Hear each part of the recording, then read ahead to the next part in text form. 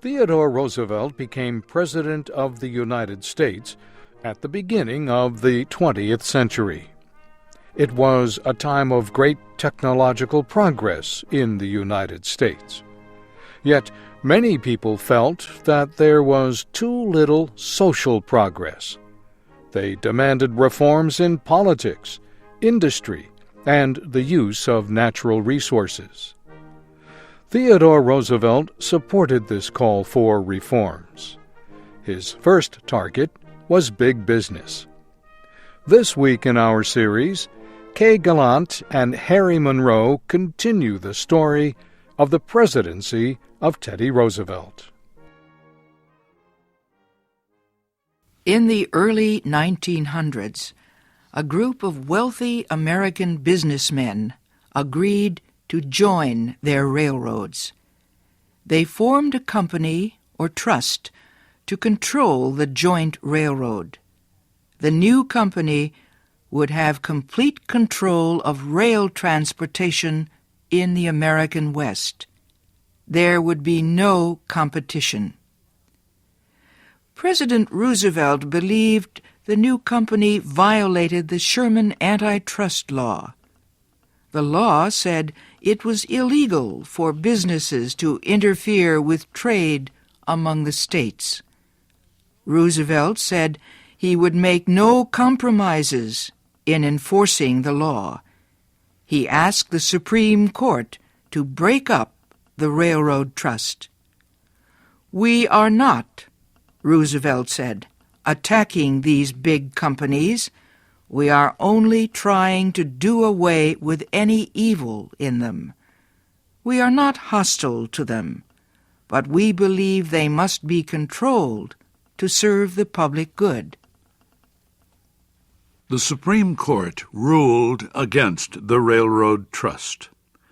In the next few years, other trusts would be broken up in the same way.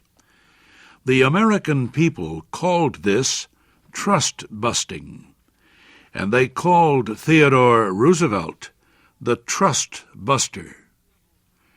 Roosevelt made several speeches explaining his position on big business. Everywhere he went, he found wide public support. Later, he told a friend why people liked him so well. He said, "I put into words what is in their hearts and minds, but not in their mouths." President Roosevelt won even more public support for his actions during a labor crisis in the coal industry. The incident was one of many in American history in which a president had to decide if he should interfere in private industry. Coal miners went on strike in the spring of 1902. They demanded more pay and safer working conditions. Mine owners refused to negotiate. One even insulted the miners. He said the rights and interests of the laboring man will be protected and cared for. It will not be the labor activists who take care of him.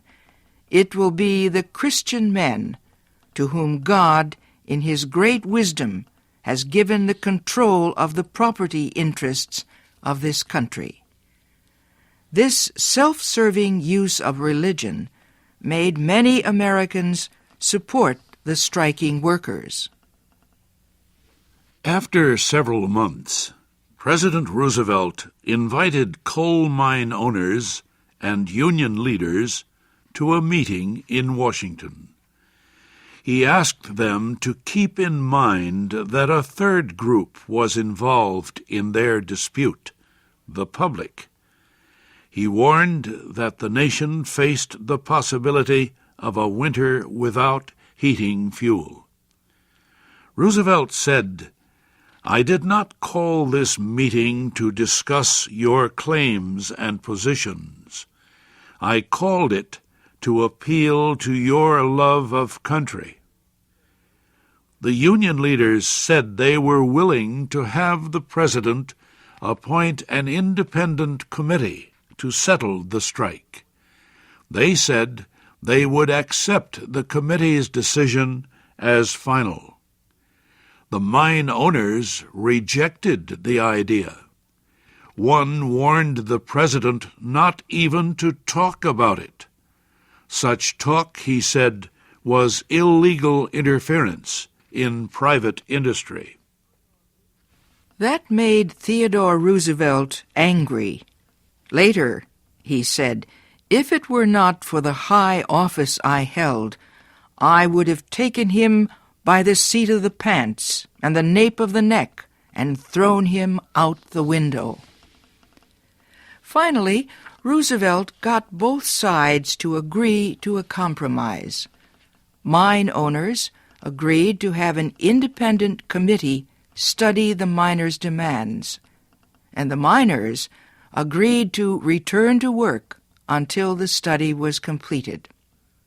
Several months later, the report was ready. The committee proposed that miners accept a smaller pay increase in exchange for improved working conditions. Both sides accepted the proposal. The coal strike ended. Not everyone was happy. Many people still felt Roosevelt had no right to interfere. Roosevelt disagreed. "My business," he said, "is to see fair play among all men, capitalists or wage workers. All I want to do is see that every man has a fair deal, no more, no less." Roosevelt believed the United States needed a strong leader. He planned to strengthen the presidency whenever he could. Roosevelt was an active, noisy man. As one writer described him, "Theodore is always the center of action. When he goes to a wedding, he wants to be the bride. When he goes to a funeral, he wants to be the dead man." Many of Roosevelt's friends thought he was an overgrown boy. "You must always remember," one said, "that the president is about 6 years old." Another friend sent this message to Roosevelt on his 46th birthday: "You have made a very good start in life. We have great hopes for you when you grow up." Theodore Roosevelt loved outdoor activities. He especially loved the natural beauty of the land. He worried about its future. Roosevelt wrote, "I recognize the right and duty of this generation to develop and use the natural riches of our land, but I do not recognize the right to waste them, nor to rob, by wasteful use, the generations that come after us." Roosevelt set aside large areas of forest land for national use. He created 50 special areas to protect wildlife, and he established a number of national parks. Theodore Roosevelt faced the responsibilities of foreign policy with the same strength he used in facing national problems. He firmly believed in expanding American power in the world. "We have no choice," he said, "as to whether or not we will play a great part in the world. All that we can decide is whether we will play our part well or poorly." To play well, Roosevelt said, the United States needed a strong navy. It also needed a canal across Central America so the Navy could sail quickly between the Atlantic and Pacific Oceans. For many years, people had dreamed of such a waterway. With a canal across Central America, ships could sail directly from ocean to ocean. They would not have to make the long, costly voyage around the southern end of South America. The most likely place to build such a canal was at the thinnest point of land, Panama. Another possible place was just to the north, Nicaragua. Over the years, several attempts were made to build the canal.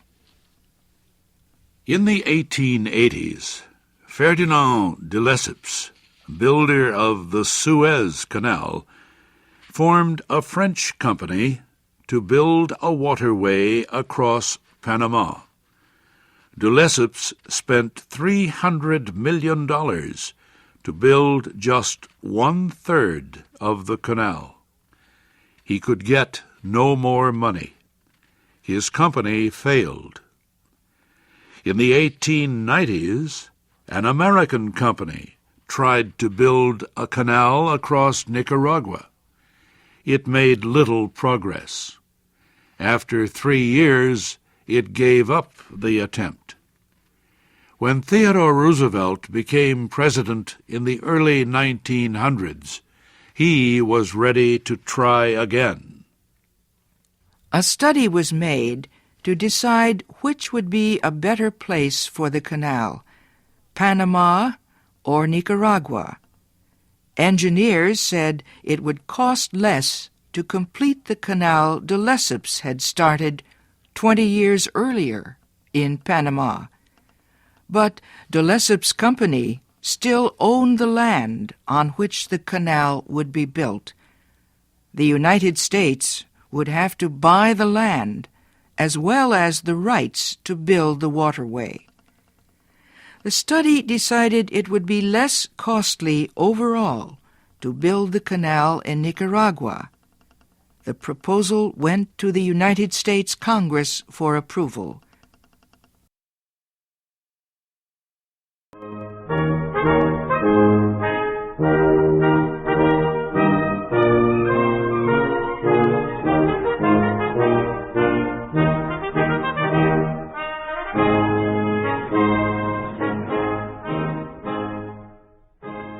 Thank you for watching. Can you do me a favor? Please leave a comment in the comments section below. That would really help. Thank you, and see you again soon.